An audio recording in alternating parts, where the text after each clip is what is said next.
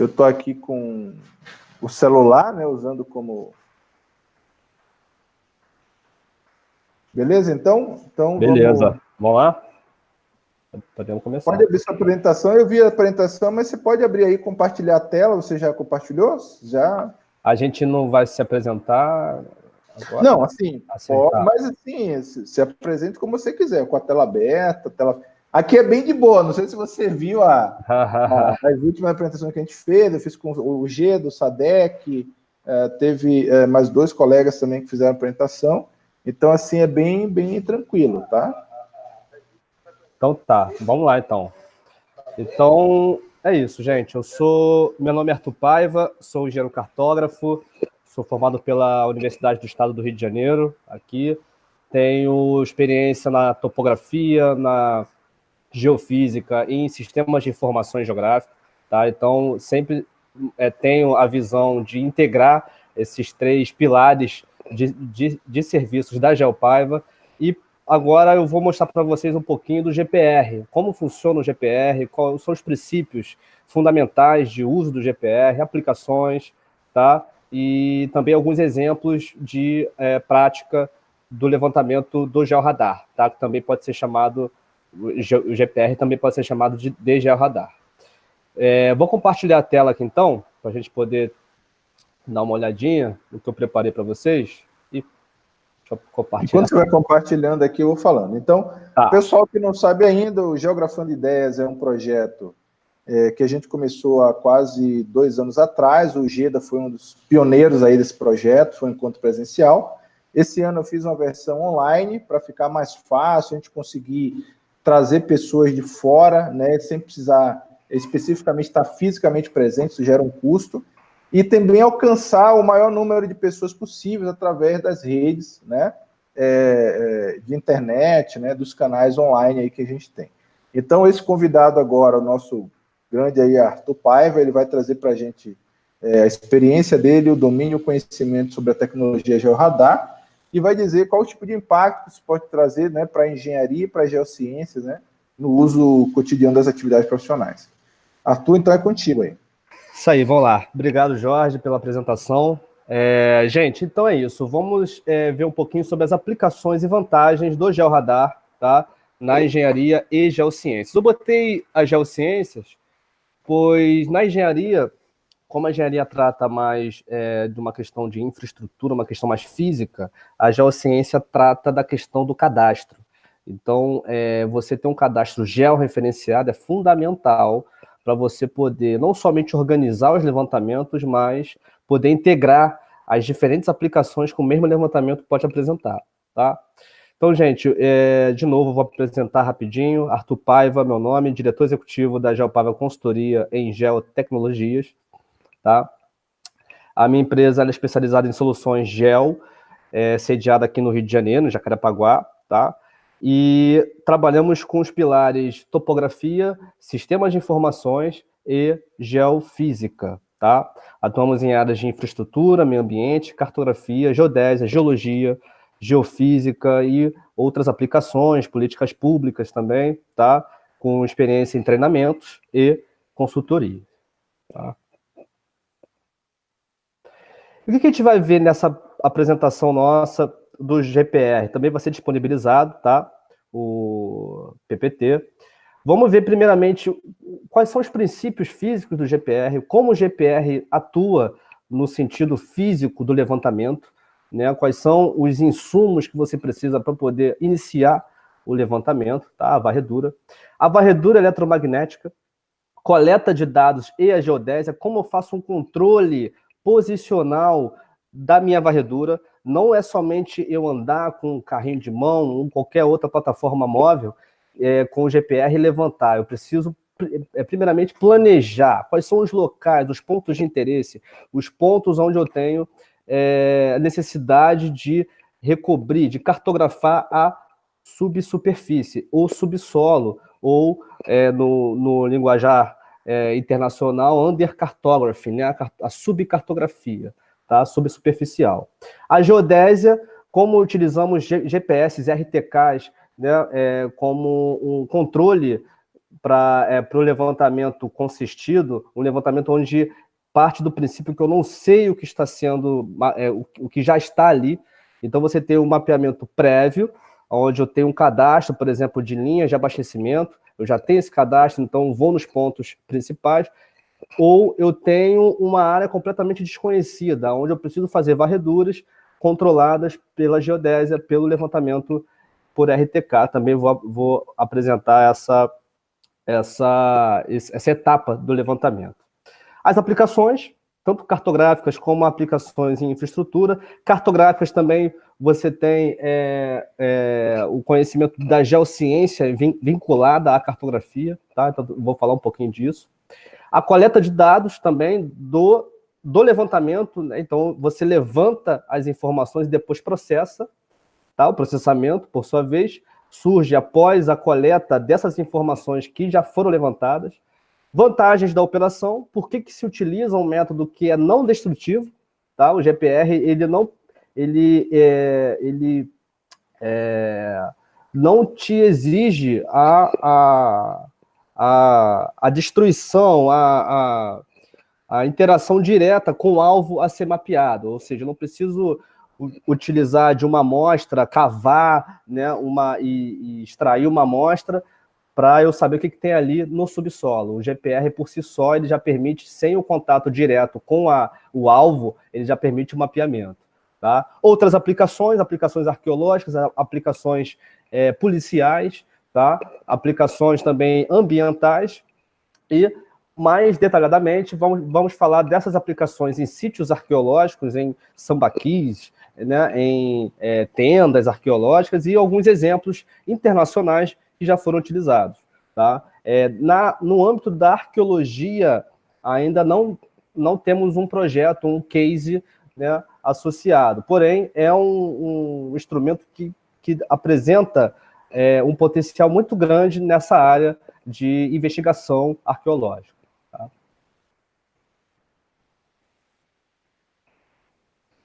Então,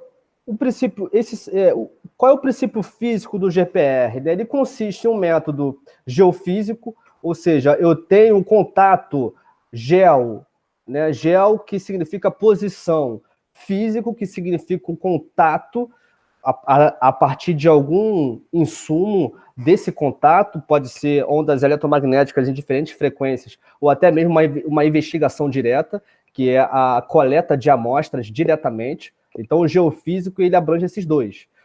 Mas o GPR, ele se difere do levantamento direto, pois ele é não destrutivo, ou seja, ele emite ondas eletromagnéticas no solo, esse solo, né, absorve essas ondas, parte dessas ondas é refletida, parte é consumida pela estrutura, né, física do solo, e a partir dessa reflexão da onda eletromagnética, o instrumento captura essas assinaturas espectrais e interpreta como um alvo. Tá? Então, ele permite o mapeamento de estruturas subsuperficiais e a identificação de objetos enterrados com essas ondas de alta frequência. Então, as frequências variam de 20 MHz até 2.000 MHz. Tá? Então, quanto mais eu tenho, quanto maior for a minha frequência, né, se for uma frequência de 2.000 MHz, ele tem uma capacidade de menor penetração, de uma profundidade menor de penetração. Por exemplo, eu quero investigar a qualidade do meu pavimento, né, numa estrada. Se eu utilizar uma antena de 400 MHz, ele vai tão profunda a onda eletromagnética que ele perpassa a estrutura, a camada do pavimento. Então, eu preciso de uma antena com maior frequência para que ele tenha uma profundidade menor, porém com mais detalhes, porém descrevendo a qualidade do meu pavimento, pois apresenta uma camada pequena.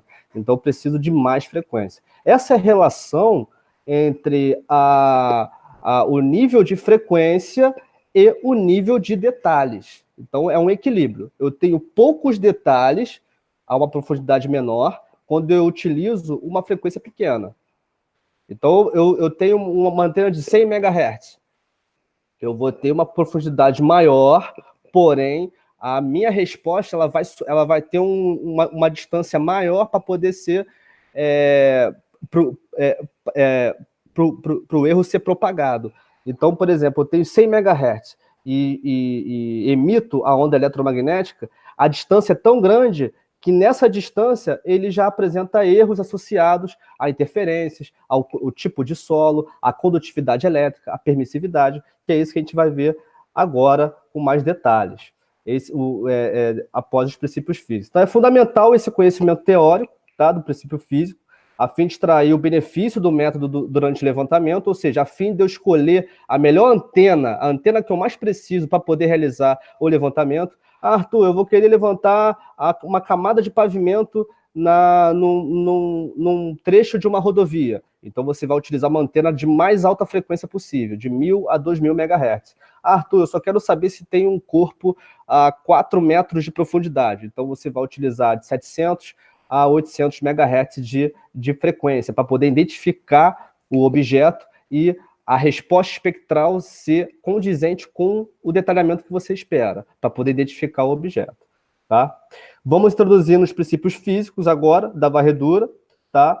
Que ele se refere à característica do material, como ele é feito e qual é a qualidade de permissão elétrica que esse material apresenta para poder ele refletir essa onda eletromagnética e garantir a resposta espectral que estamos esperando, que estamos levantando. Tá? E as propriedades do eletromagnetismo dos materiais, tá? Depende da sua composição e umidade. Então, se o material ele for composto, né, de determinados elementos e apresentar uma umidade relacionada, uma temperatura específica relacionada, você controla a velocidade de propagação de ondas e sua atenuação a partir da escolha da antena, tá? Então, a escolha da antena varia muito com o tipo de material que você quer levantar. A gente vai ver com mais detalhes as questões físicas envolvendo os materiais e a sua identificação pela varredura, tá? Então, os materiais geológicos podem ser considerados dielétricos, tá? Sendo especificados por 3 propriedades, que é a condutividade, qual é o nível de condutividade que aquele material apresenta, tanto o material que é objeto de levantamento, como o material que está sobre esse objeto de levantamento, porque até chegar no objeto ele percorre uma distância, um caminho. Esse caminho, qual o tipo de solo, qual o tipo de rocha, quais são as características minerais da pedologia do local ali antes de atingir o alvo. Tá? É uma propriedade a ser analisada. Permissividade dielétrica e a permeabilidade magnética, que a gente vai detalhar um pouquinho agora.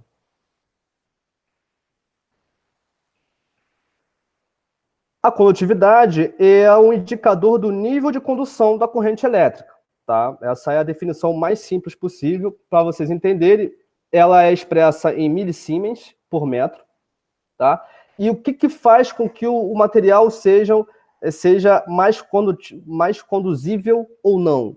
A porosidade, o teor de umidade, presença de materiais. Então, quanto mais poroso for o meu material, né, o meu objeto de levantamento e também as camadas sobre esse objeto de levantamento, quanto mais poroso, melhor. Porque mais espaço vai haver para a minha onda eletromagnética penetrar. Tá? Quanto maior for a umidade do meu alvo e da superfície sobreposta ao mesmo, né, melhor, porque a água conduz eletricidade. Então, você não vai precisar utilizar uma antena com grande frequência, né, em profundidades médias, para poder tornar o levantamento assertivo. Você pode economizar nessa... Porque à medida que a frequência for aumentando, a antena fica mais cara. Você pode permitir com que você tenha um ganho de produtividade com uma antena com não tão alta frequência, de média frequência. Tá? E a presença de materiais condutivos, de minerais com alta condutividade elétrica, tá? Que permitem com que você tenha ganho, né, em detalhamento. Né? Uma vez que você tem a condutividade grande, alta, você é capaz de identificar qualquer tipo de objeto, até mesmo os objetos que você não espera que tenha. Então, isso melhora a qualidade da varredura. Tá? A permissividade, por sua vez, ela é a qualidade do material de se polarizar a resposta do pulso eletromagnético que eu estou gerando. Então, eu vou explicar um pouquinho mais à frente a questão do levantamento, como começa, como eu posiciono as antenas de ondas, tá? E como eu realizo a varredura com carrinho de mão. Mas a qualidade do material que eu quero levantar, por exemplo, de um sítio arqueológico, essa qualidade em se polarizar em resposta a essa presença da onda dos pulsos eletromagnéticos, que é a permissividade dielétrica. É a relação do campo elétrico com a corrente de deslocamento, com a corrente emitida para poder identificar o alvo. Tá? Então, a letra E, né, que é a letra grega, representa a constante de permissividade e se utiliza a permissividade relativa com essa fórmula. Tá? Mas muitas das vezes a gente usa uma tabela onde eu tenho uma relação entre os materiais e a sua constante dielétrica. E a partir dessa relação eu tenho qual o tipo de antena que seria mais adequada para poder levantar o alvo que está ou subposta a esses materiais, ou um alvo que seja esse material que tenha a permitividade favorável ou não. Tá? E, por fim, a permeabilidade magnética, que é o fator que indica o valor do campo magnético no interior do material. Isso já é realizado em laboratório. Eu tenho uma amostra de N materiais em que você pode, em que você cataloga nessa amostra a permeabilidade magnética. Então, isso favorece também para que você, quando chegar ao campo, sabendo o objeto do seu levantamento, você é capaz de realizar o ajuste fino do nível de frequência que a sua antena vai apresentar para poder levantar o material. Tá? Então, a permeabilidade magnética ela é realizada em laboratório, a priori, antes do levantamento, para que na região onde esse mesmo material se localiza, eu tenha uma descrição do tipo de frequência e da forma que eu vou realizar o levantamento. Tá?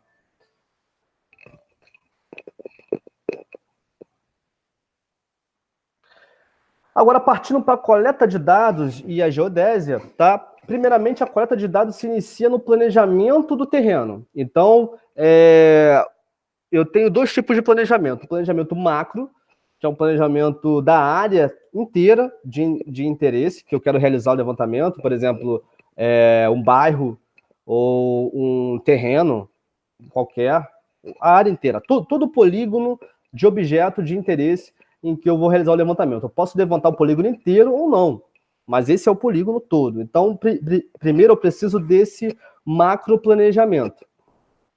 Nesse macroplanejamento, o que nós realizamos como levantamento? Levantamos as RBM6 para fazer a ancoragem geodésica dos levantamentos. Tá? Arthur, mas não tem RBMC. É lá no interior do Centro-Oeste. Tá bom, você tem o Sistema Geodésico Brasileiro Antigo, que são os marcos. Arthur, também não tem marco. Né? Sempre tem, né, aquela situação bem adversa.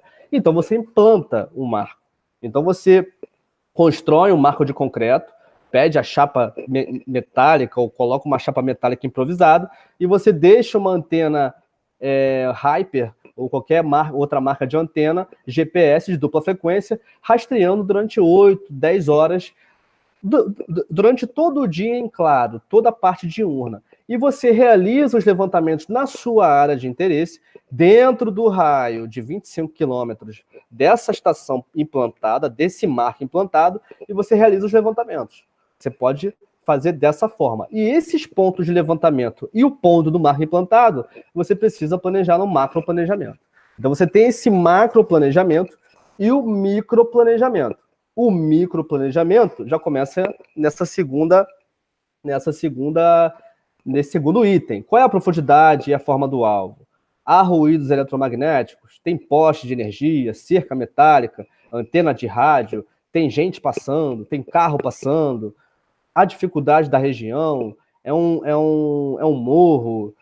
Qual é o tipo de relevo? Tem muita mata? Se tiver muita mata, isso pode prejudicar, a gente vai ter que realizar picadas. Tá? Todas essas perguntas vão nortear o planejamento da varredura. Então, o de baixo, que está aqui em negrito, é o microplanejamento. É o planejamento já tendo como orientação o alvo, o que eu quero levantar, tá?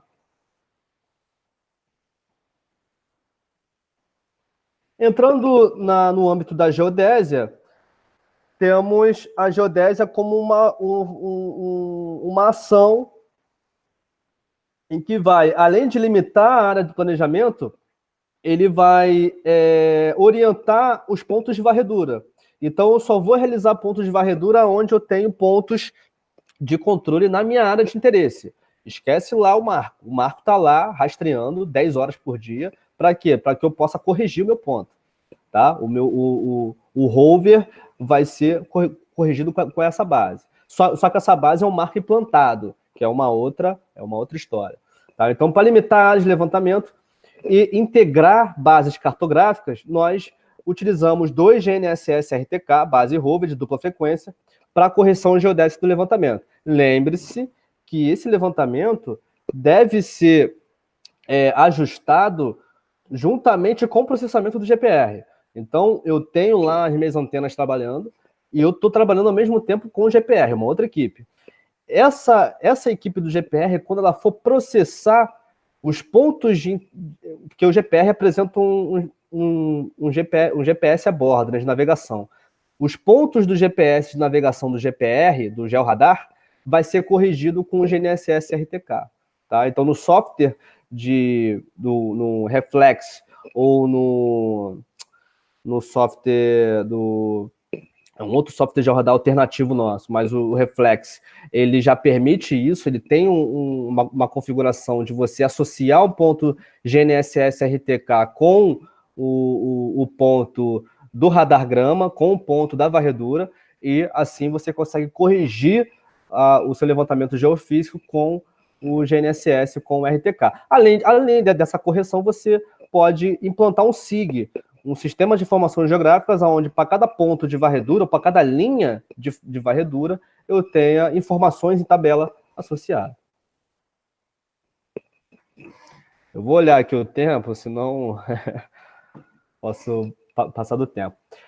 Então, com a geodésia, com esse controle, me permite as aplicações cartográficas e de geociências, que são o quê? Os mapeamentos de redes subterrâneas, de energia elétrica, abastecimento de água, para integração em cadastro urbano. Então, no cadastro urbano, né, no plano multifinalitário, eu tenho várias camadas relacionadas com a minha cidade, com o meu município, e essas camadas elas podem apresentar os dados de GPR, seja vetorial ou seja um dado matricial, tá? Então, a associação do SIG, do cadastro, com o GPR acontece dessa forma. O apoio em mapeamento pedológico, pois com a qualidade do levantamento de qualquer alvo que eu tenha ali de uma área de interesse, eu consigo saber o tipo de solo que se apresenta ali, devido à permissividade e à condutividade elétrica do solo. Tá? Geológico, idem, pelos mesmos motivos. Geomorfológico já é uma análise mais de perfil do radargrama, já é um pouco mais complexo a gente poder determinar questões geomorfológicas com o georradar, mas também é possível. E a identificação de coisas, de aquífero, de sítio arqueológico, de coisa enterrada, de tesouro perdido. Tá? Então, a identificação por si só já é não destrutivo, né? Já é uma aplicação bastante extensa do ponto de vista da potencialidade que apresenta. E a elaboração da cartografia de risco para serviços geotécnicos ou de defesa civil. Eu saber a fragilidade da subsuperfície em determinado local de encosta, tá? Devido à declividade alta, eu consigo, a partir de um SIG, a partir das geociências, eu consigo identificar essas declividades acentuadas e aplicar um levantamento geofísico preciso, tá? Para apoiar serviços de defesa civil. Então, essas são as aplicações de cartografia e de geociências que se aplica o GPR. Tá? E essa é da infraestrutura. Esse foi um trabalho nosso lá na UFRJ, tá? Que nós realizamos lá o modelo esquemático da distribuição dos perfis do GPR. Então, o GPR, como vocês podem ver aqui, né, foi um serviço para identificação de solos, tipos de solos, tá? E tinha como referência, tinha como um objetivo... Pois não? Então, tá. Eu vi um ruído agora. A identificação de cerâmica, de areia, de qualquer tipo de mineral que possa proporcionar, né, a tomada de decisão lá pela contratante. E o layout do GPR, tá? O layout do GPR é assim, tá? Um radargrama. Esse é o que é um produto que é gerado. Então, o radargrama é a relação aqui se vocês puderem ver minha setinha aqui, ó, em Y negativo, que é a profundidade, tá? Eu tenho a profundidade das minhas linhas de varredura, tá? E aqui no eixo X, ó, eu tenho a distância, tá? Eu tenho a distância. E eu tenho também a velocidade como um fator que é decisivo na qualidade do meu levantamento. Se eu levantar com o carro de mão muito rápido, se eu fizer o levantamento muito rápido, é capaz de não ter muito detalhe. Então, você tem que levantar devagar, é um trabalho de paciência, tem que levantar devagar para poder ele identificar, ele já investigar o que tem na subsuperfície. Tá? Então, demora um pouquinho, é trabalhoso, porém, você tem qualidade no levantamento e identificação, tá? dos principais alvos. E, gente, outra coisa, você vai perguntar como é que eu reconheço esse alvo? Esses alvos, maior parte deles, 80% de alvos urbanos, eles já estão catalogados. Então, a resposta espectral, né, desses alvos que é identificada e interpretada pelo GPR, a gente já conhece essas respostas, tá? Então, é bem tranquilo. Aqui, esse é o radargrama. As respostas são esses picos de ondas aqui, ó, tá? Aí vocês não... aí você vai falar, pô, não tô entendendo nada. Sim, a qualidade aqui das linhas de levantamento, essas linhas pretas em horizontal, aqui, ó, essa característica aqui descreve um objeto. E também os picos, né, de identificação que está relacionado à permissividade, tá? São esses picos aqui, as ondas que fazem essas linhas horizontais, tá? E esse aqui embaixo é o radargrama bonitinho, né? É o que a gente apresenta para o cliente, que é o radargrama em 3D, tá? Esse aqui foi até um exemplo nosso, que é o mapeamento de tubulação, tá? Então, esse mapeamento é identificado dessa forma. Aí você vai me perguntar se dá para identificar o tipo de material da tubulação. Dá para identificar pela resposta da onda eletromagnética aplicada, por essa resposta. E a espessura, a bitola, né? O diâmetro do tubo também dá para identificar, porém com asterisco. Por que o asterisco? Porque dependendo da profundidade da rede, que é uma coisa que varia de município para município, você precisa de uma antena mais forte, com mais alta frequência. Então, por isso que eu boto asterisco. Não é uma única antena que é utilizada para levantamento de tubulação. Não é uma única antena, você pode utilizar outras dependendo da situação, tá?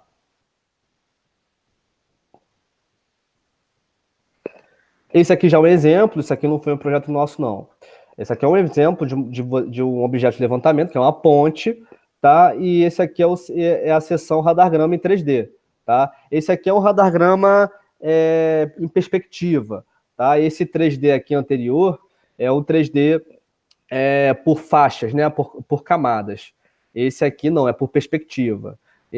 Aqui é mais fácil de identificar, tá? Aí varia com a escolha, a gente gera os dois, tá? Os dois radargramas, das duas formas, tanto perspectiva como por camadas, tá? Tá bom o som aí, Jorge? Tá tudo tranquilo, né? O som... Tá tudo ok, tá me ouvindo? É que eu desliguei meu áudio para não... Tá. Tá tudo tranquilo, o som tá bom, a imagem tá boa, a tua voz tá bem clara, bem nítida. Boa. Tá tudo 100%. Eu tô vendo aqui tô assistindo também paralelo, tá tudo bem tranquilo, tá? Legal. Então vamos lá. Agora vamos falar da coleta de dados do GPR. Falamos da coleta de dados geodésicos, né, que é a forma que a gente tem de controlar a posição de levantamento, e agora a coleta de dados em si, com o GPR. Então, há diversos métodos de posicionamento de antenas transmissoras e receptoras para aquisição de dados. Então, eu coloco as antenas CMP, tá? A reflexora e a refratária, e o common offset, que é a terceira antena, que é a antena que faz a correção com a primeira, que é o common midpoint, tá? Essa técnica é utilizada para, além de estimar a velocidade, saber a profundidade do alcance do GPR. Então, muitas das vezes, elas são posicionadas de forma paralela, a CMP e o COS, e o AR, tá, ela é posicionada distante, na outra extremidade do polígono de levantamento. Então, eu tenho lá, é por isso que a gente divide o levantamento em dois, né? O macro planejamento e o micro planejamento. No macro, eu vou dividir a minha área de interesse, o meu polígono, em minúsculos polígonos de levantamento. Dentro desse polígono de levantamento, eu posiciono a minha antena paralela, CMP e COS, e o AR na outra extremidade. Tá? É exatamente assim.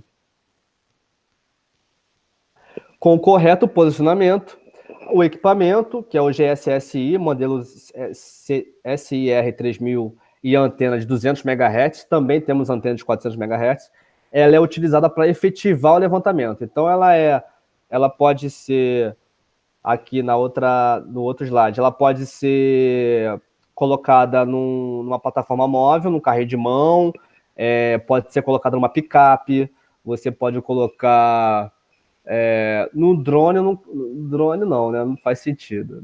Num drone terrestre que eu estou me referindo, tá? O drone terrestre, que é muito pequeno. Mas é usado em carrinho de mão, em carrinho de uma roda só, em picape, tá? São as plataformas que eu já vi.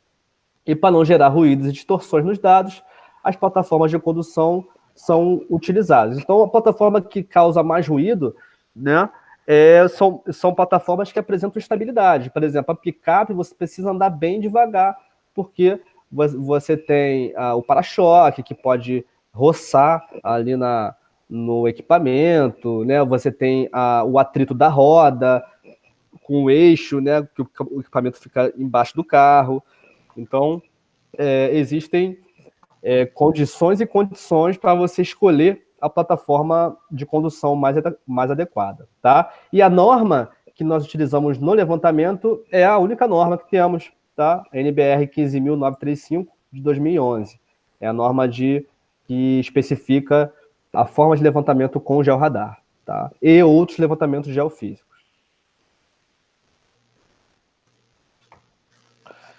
As vantagens dessa operação, tá? Quais são as vantagens da gente operar com GPR?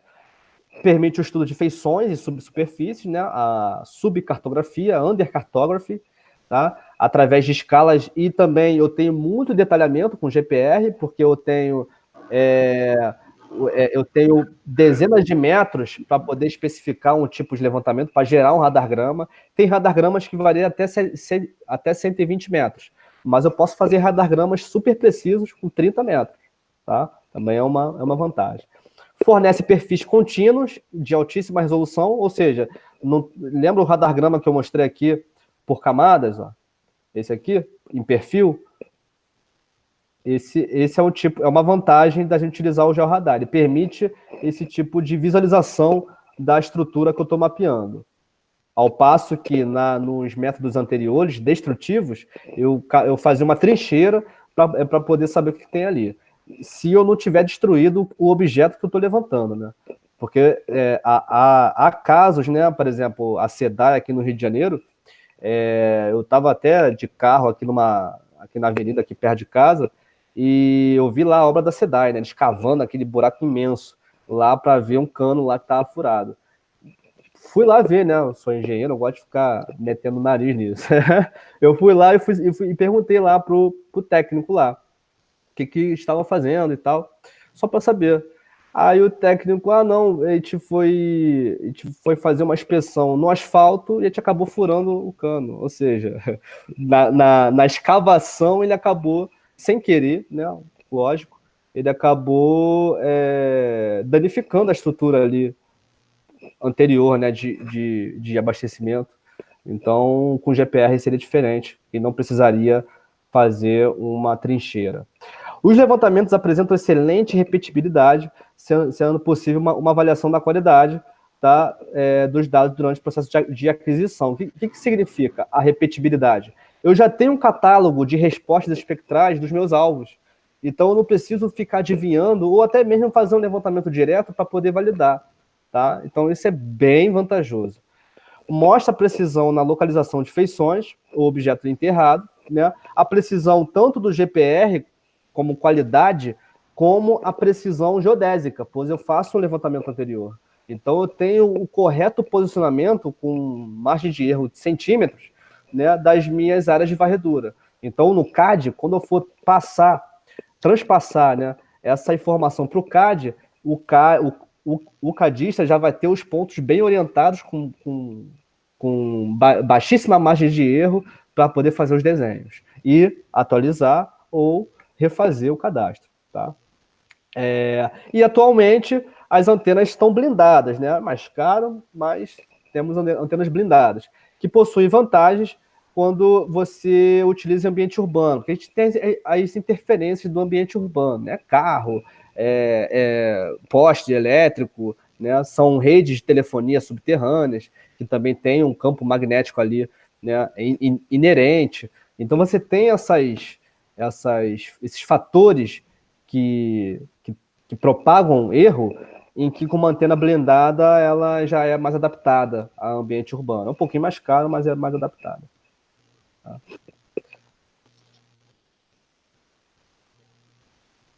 Do ponto de vista da engenharia, tá? As aplicações, contaminações por hidrocarbonetos, tá?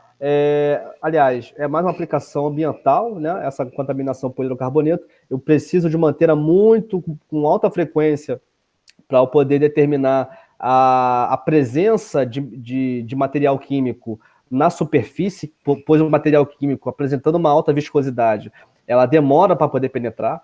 Então, como ela demora para penetrar, eu preciso de alta frequência para poder ver na menor profundidade possível, na menor profundidade possível, ter muito detalhe do que tem ali, tá? Então, na contaminação por hidrocarboneto, a gente utiliza essa antena de altíssima frequência.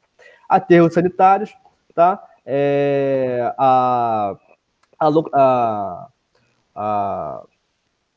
A implantação da lona impermeabilizante, né? Você também saber pontos de vazamento de chorume, ou você também identificar pontos onde eu tenho mais material reciclável, mais material orgânico, tá? Então, aterro sanitário a gente tem essas aplicações. Produtos químicos, também vide a contaminação por hidrocarbonetos, né? Mesma ideia. Necrochorume, né? O necrochorume são os corpos, né? É mais utilizado para investigação policial, né? Os cadáveres. Então você precisa, com o GPR, em baixa frequência até, você consegue identificar corpos, tá? Meio, né? Mas é bem utilizado pela polícia, tá? Tanto o georradar como o laser fixo também, que é um equipamento topográfico em que ele reconstitui a cena do crime.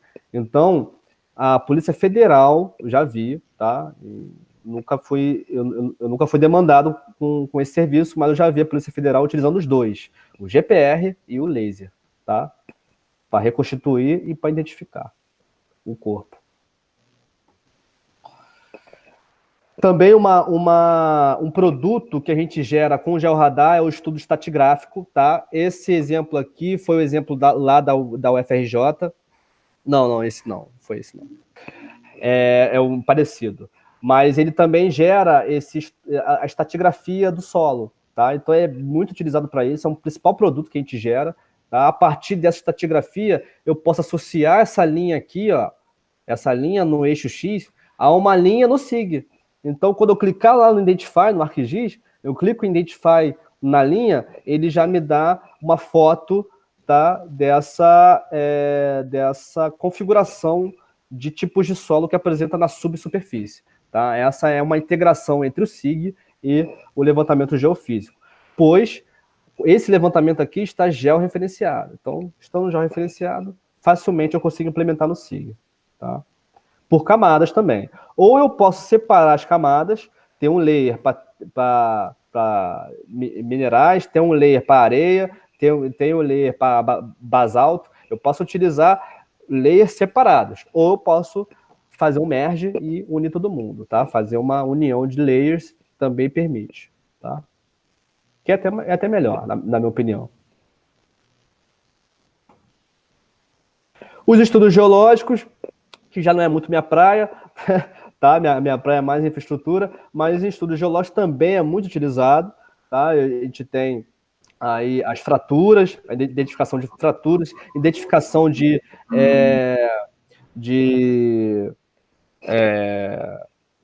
a identificação de poços, né, também, de aquíferos, essa é a palavra, aquífero.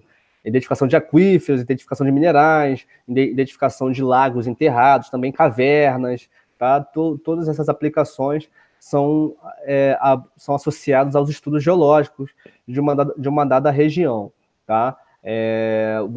Os tipos de levantamento direto geológico são aqueles tipos antigos, né, de levantamento direto, de inspeção direta de minerais, né, com um canudozinho, né, que penetra no solo, porém, com o GPR, você não precisa ter o contato direto, ele já penetra 50, 60 metros com uma antena de 200 MHz, tá? Podendo identificar todas as estruturas subpostas, tá? Porém, se você utilizar 200 MHz somente, eu não vou ter detalhamento, tá? Então, vai haver uma incerteza, tá? Quando eu tiver a transição de um mineral para o outro, tá? Pois tanto os minerais como os solos também, eles são o que chamamos de geocampo, né? O geocampo, não há uma linha separando o tipo de solo A e o tipo de solo B. O solo é A e ele entra num comportamento transitório e vira o solo B. Tá? Então, não tem uma linha que separa os dois tipos de solos, assim como não tem uma linha que separa os dois tipos de minerais. Então, nesse quesito, você tem que utilizar uma antena de 700 MHz para poder ter uma identificação legal, né, bem assertiva. Tá?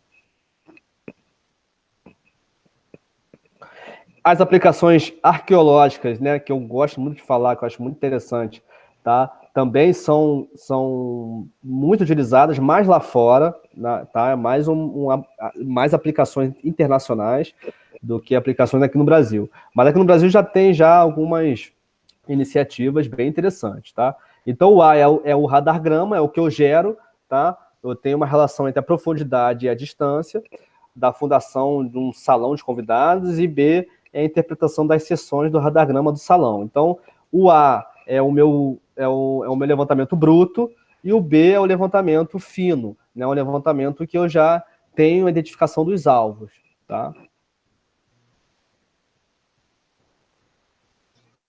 Aqui tem alguns exemplos de aplicações arqueológicas, sítio cerâmico, na ilha de Marajó, no Pará, tá? Os sambaquis, fluviais, no Vale do Ribeira, pesquisa acadêmica. Está muito no âmbito acadêmico, tá? O uso do georradar, mas só de ter essa iniciativa já é muito bom, tá? A consultoria arqueológica é uma coisa também que está engatinhando aqui no Brasil, mas eu, o Jorge, todo mundo da Geociência está trabalhando forte nisso aí para poder tornar esse método e outros métodos também de levantamento mais relevantes possíveis dentro do licenciamento ambiental, dentro do cadastramento de informações, tá? Então isso é muito interessante aí, até para a gente poder estar nessa cruzada e angariar também tanto consultorias como também um melhor controle, tá? desses sítios, desse nosso patrimônio histórico. Cemitérios também, você é capaz de identificar pré-históricos, sítios cerimoniais, arqueologia histórica. Então você tem toda uma gama de aplicações do georradar. Na área da arqueologia, antes do georradar, já é uma proposta, né, minha, eu realizo um estudo acadêmico com meu amigo João, ele é até consultor em arqueologia, que a gente faz uma modelagem multicritério para identificação de locais onde eu tenho uma potencialidade alta de ter sítio arqueológico. Então, é uma forma da gente também ajudar o IPHAN nesse cadastramento de futuros sítios, sem o método destrutivo. Ou seja, eu identifico as áreas potenciais e entro com o GPR para poder fazer a cobertura dessas áreas e identificar se tem mesmo ou não. Tá? Então, essa aí também é uma forma de nós utilizarmos as geociências, o SIG, o cadastro georreferenciado com o levantamento de GPR. Esse aqui é um exemplo também internacional, tá? Não é nosso, não. Arqueólogo detecta navio de 20 metros usando radar de penetração de alta resolução. Se você tiver um outro alvo arqueológico, a gente precisa consultar, tá, a tabela, né, o catálogo de respostas espectrais que os materiais apresentam com a onda eletromagnética emitida pelo GPR, tá? Então, também esse trabalho é fundamental.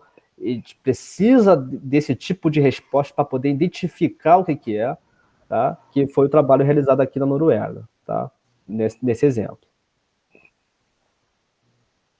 E é isso, gente. Essa aí é a minha consultoria, tá? Para contratar serviços, contato@geopaiva.com. Temos cursos online também de SIG, licenciamento ambiental, tá? Podem ficar à vontade para eventuais dúvidas. Esse é o site, geopaiva.com, tá?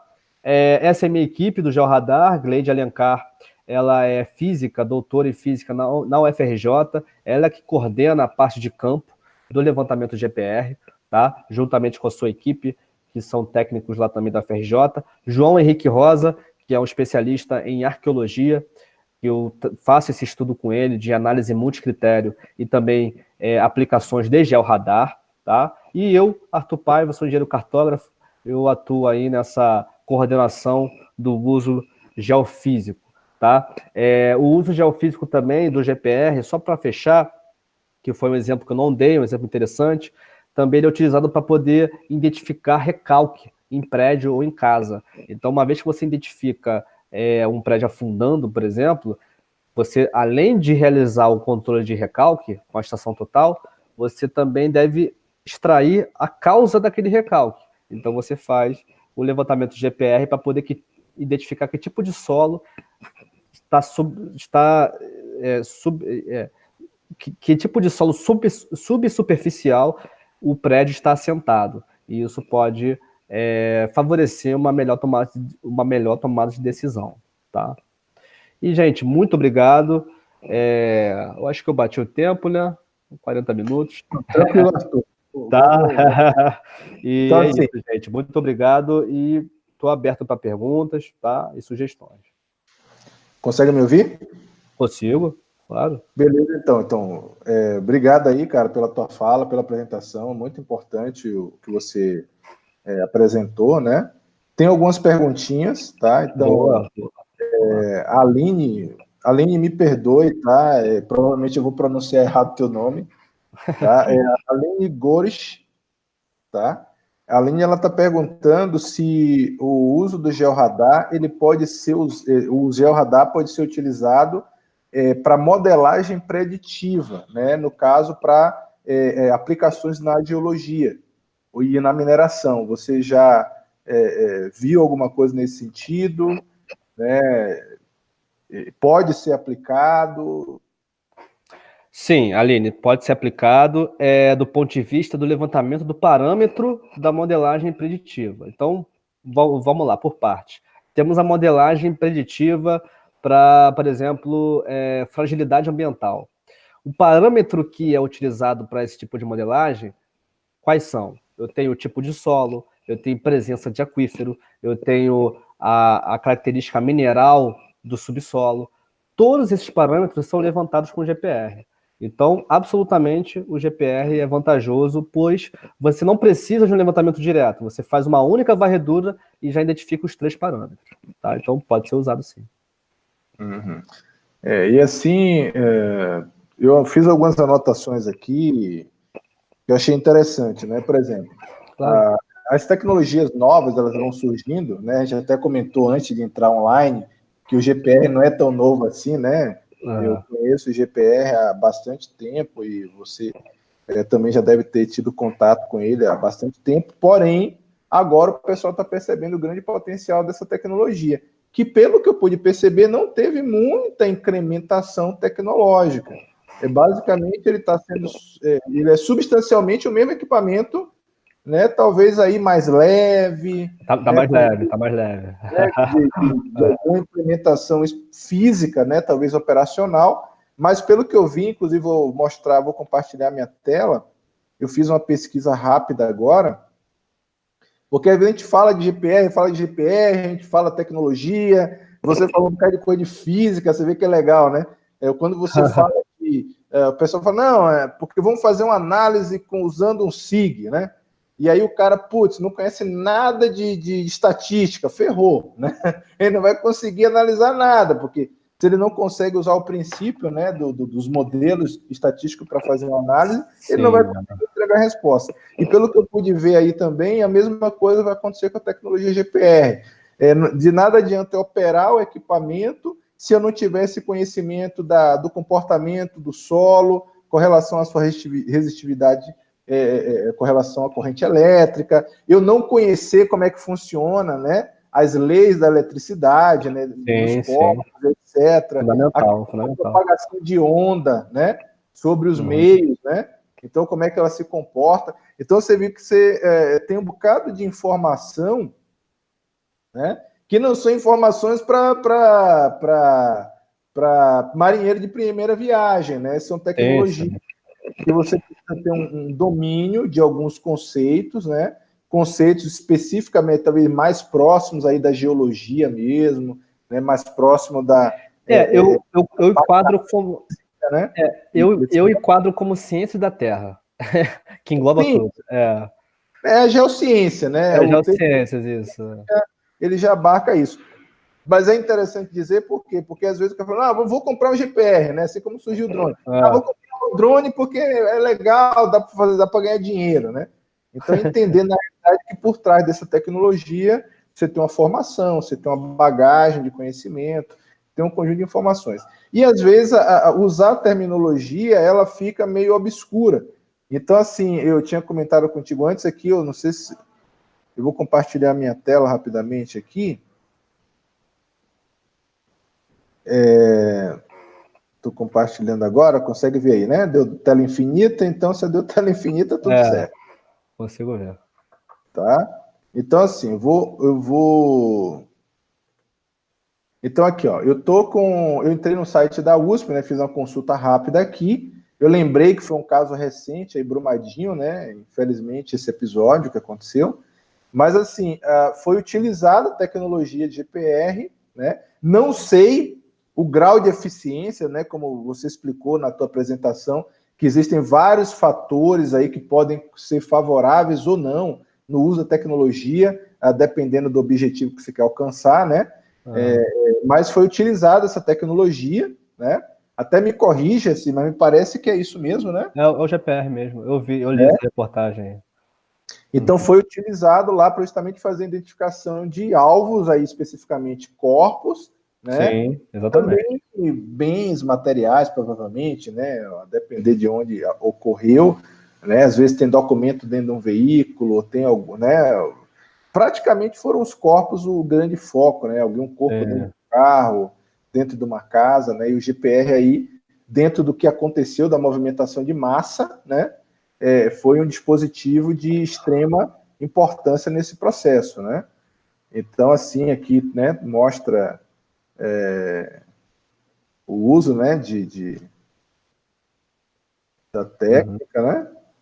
Na minha opinião, como eles só devem ter utilizado esse GPR em terra firme, né? Em locais onde esteve lama fresca, né? Aquela lama ainda, ali eu duvido que eles utilizaram o GPR, porque antes do GPR você precisa colocar as antenas para poder fazer os pulsos eletromagnéticos para identificar, para retornar o alvo, né? a resposta espectral. Então, como é que você vai botar a antena ali na lama fresca? Até porque o comportamento do solo saturado, ele é diferente, né? E ele vai implicar aí, provavelmente, na leitura, na interpretação, né, do alvo aí, né? E altera também a resistividade do solo, né? E etc., em função do próprio... Inclusive, foi uma das questões que eu tinha escutado. Eu estava acompanhando, eu estava em viagem quando aconteceu esse episódio. Eu estava em Santa Catarina e até não consegui, né? Para mim era, sabe, assim, foi absurdo estar acompanhando isso e vendo o que tinha acontecido logo na sequência, né, de Mariana e etc., que é um intervalo muito curto entre um episódio e outro, e vendo, e o pessoal comentava muito isso, né, porque como o resíduo que fez, né, esse deslocamento de massa, ele era uma massa já saturada, né, praticamente. Então, até o uso disso ser possível, teve que aguardar mesmo. Então, provavelmente o uso da tecnologia foi feito já quando não se tinha nenhum outro recurso, né, e ele podia entrar, porque aí o solo já estava mais firme, né, talvez mais seco, garantindo aí o uso mais eficiente, né, da tecnologia.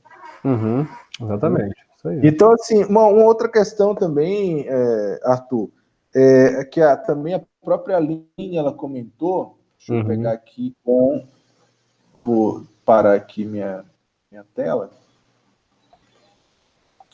Então, vou abrir aqui. Então, a própria Aline comentou o seguinte, com relação a valores, né? Assim, obrigatoriamente, não sei se a pergunta que ela faz valores seria alguma coisa a ver de preço disso, preço daquilo, porque você está deixando o contato e depois, né, ela pode pegar o contato e entrar em contato para uma futura contratação e tudo.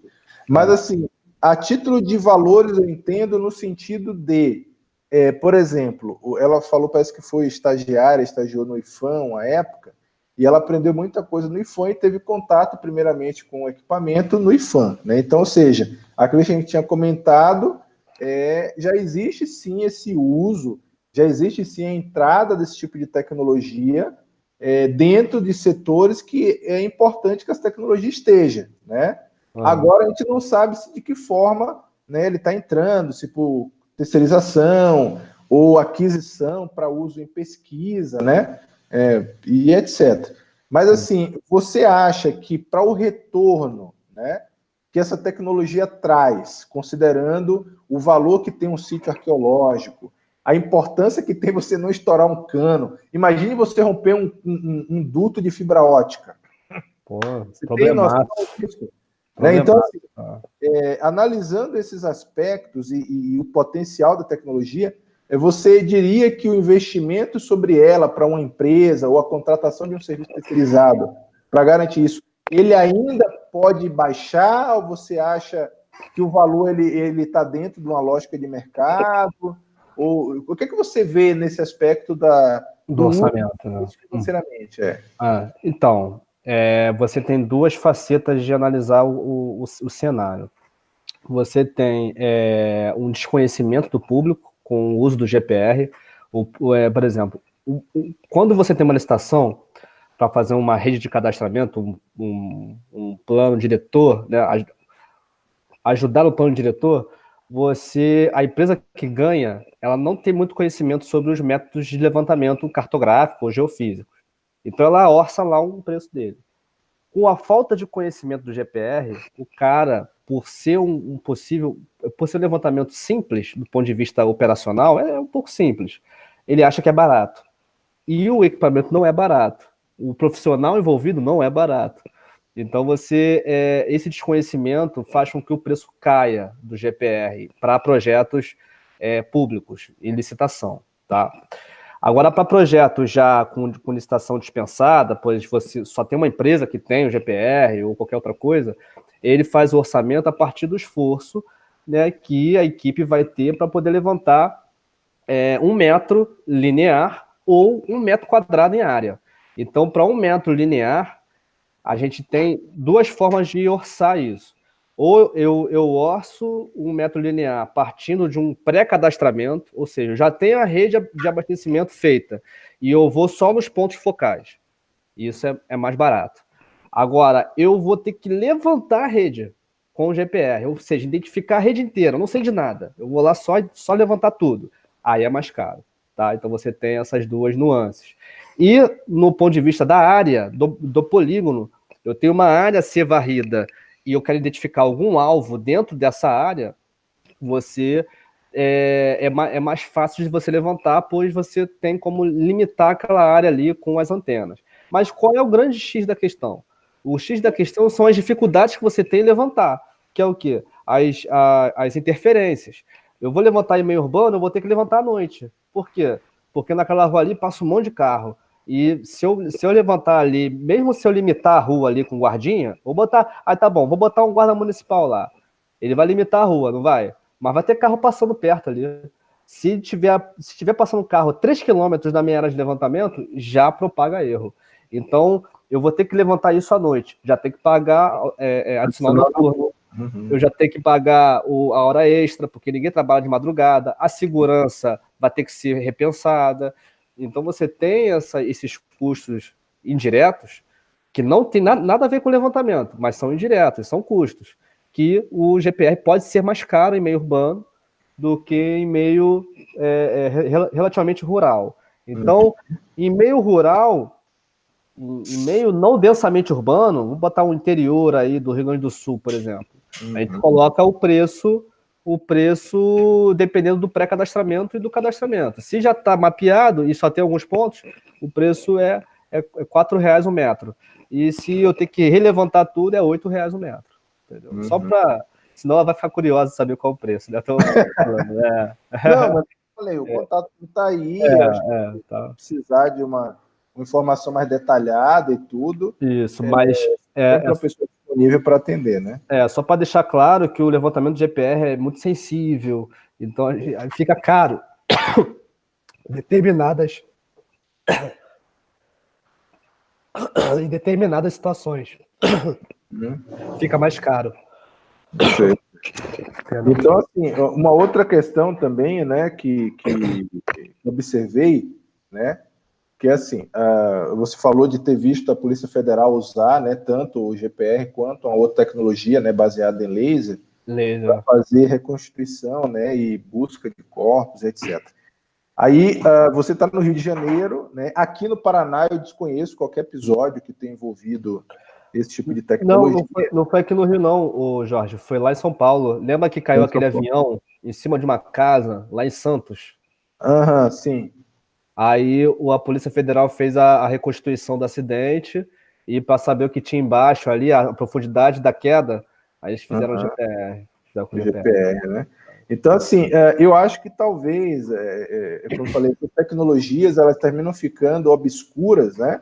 Porque o nicho de uso dela ou é desconhecido, por exemplo, as pessoas buscam usar as metodologias destrutivas, né? Porque você tem mais pessoas que oferecem aquele tipo de serviço, você não vai perder muito tempo na licitação, porque facilmente vai aparecer alguém para resolver aquele problema, e não coloca na balança, de fato, aquilo que é importante, que é, no caso, né, do arqueológico, aquela herança, né, histórica que está ali, que ela tem que ser retirada intacta, né, com o mínimo de impacto, né, antrópico ali, ou seja, que a ação do profissional que vai identificar e que vai retirar, ela seja bem cirúrgica, porque eu acho que quando você faz esse mapeamento e você tem ali um conjunto de peças, você vai conseguir fazer todo o processo de escavação, né, de forma cirúrgica e vai garantir a integridade desse artefato, né, que vai ser encontrado ali.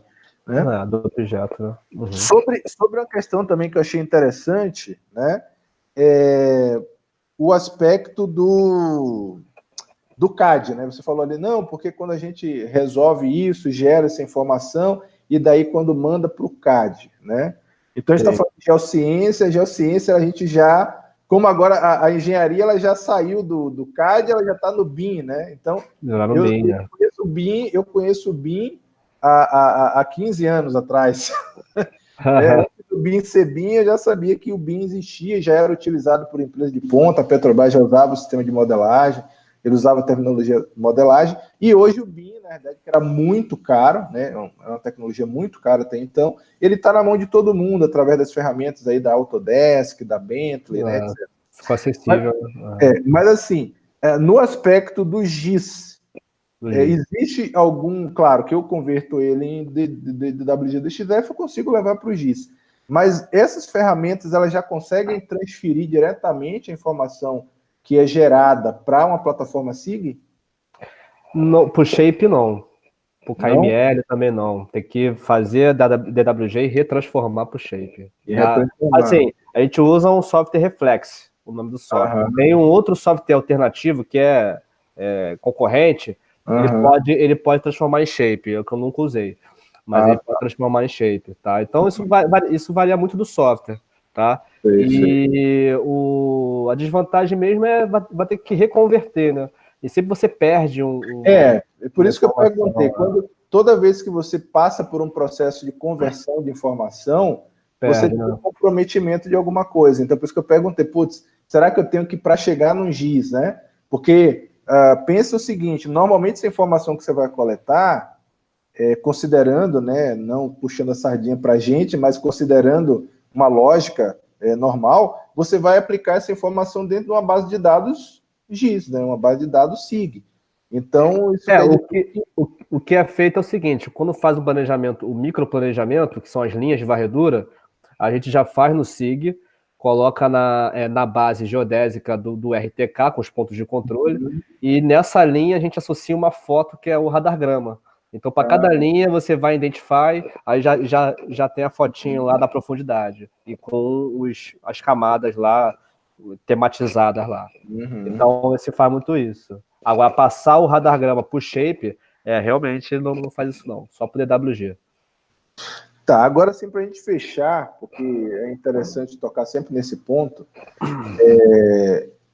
para mim, hoje, essa tecnologia, eu tenho escutado você dentro das pessoas que está dentro da geociência, uma pessoa que está sempre no nicho ali dos debates, junto a Mundo Geo, que é um dos grandes proliferadores da temática da geociência no Brasil.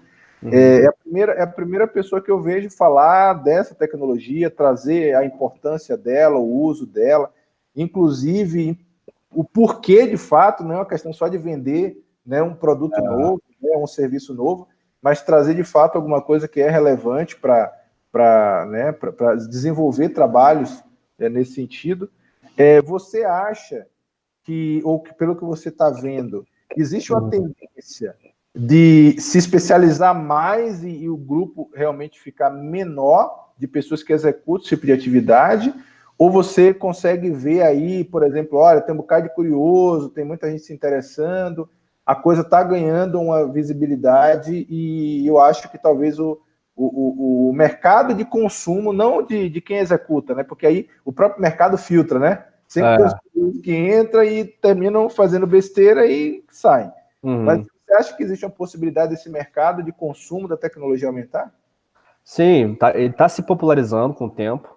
A Metro Cúbico, eu trabalhei na Metro Cúbico em 2012 até 2014, ele já usava o GPR para inspeção de pista de aeroporto.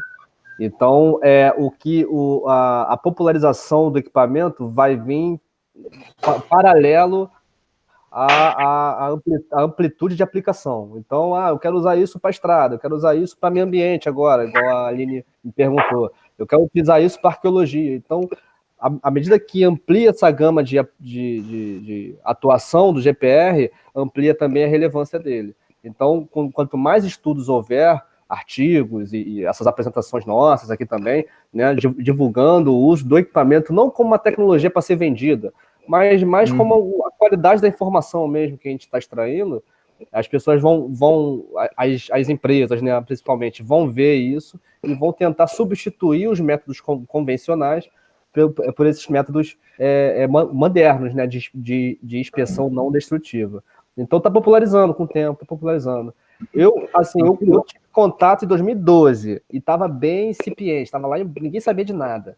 Agora já estou vendo artigos já, né, acadêmico, empresa, tem a CPE aqui no Rio também, que tem equipamento, então está ficando legal. Então está abrindo até um nicho também, porque como é um investimento alto, né, as empresas que trabalham com locação de tipo de abrir um nicho para locação também. É um bom ecossistema, né, na realidade, de entrega do produto, ele estaria atrelado a isso. Agora, assim, para a gente fechar com chave de ouro, agradecer a você mais uma vez, cara, pela disponibilidade. Tá? Obrigado a você, Jorge. Trazendo essa expertise de vocês, da tua empresa, né, da Geopaiva, explicando da importância de conhecer uma tecnologia nova, saber como ela funciona, qual as melhores aplicações, né, dessa tecnologia. E agora vamos fazer, né, indiretamente aí um anúncio, né, que ainda não está oficial, mas que a Geopaiva também tem uma linha de educação, né, que você estava falando comigo, né, de treinamento, e que a Progeo Paraná e a Geopaiva está construindo uma aproximação aí, né, para buscar aí uma interação maior e trazer um pouco da geografia aí, o geógrafo está se inteirando do que é que a Geopaiva pode entregar a título de formação, de reciclagem, e trazer novos conteúdos aí, né, para a área da geociência. Não é isso? É isso, gente. Então, muito obrigado. Obrigado, Jorge, aí, pela oportunidade, pelo espaço, aí também da gente poder divulgar, né, todas as nossas expertises e tecnologias na área das geociências. Essa vai ser a nossa parceria com cursos online, consultorias, a consultoria acadêmica também, tá, que eu também faço esse trabalho.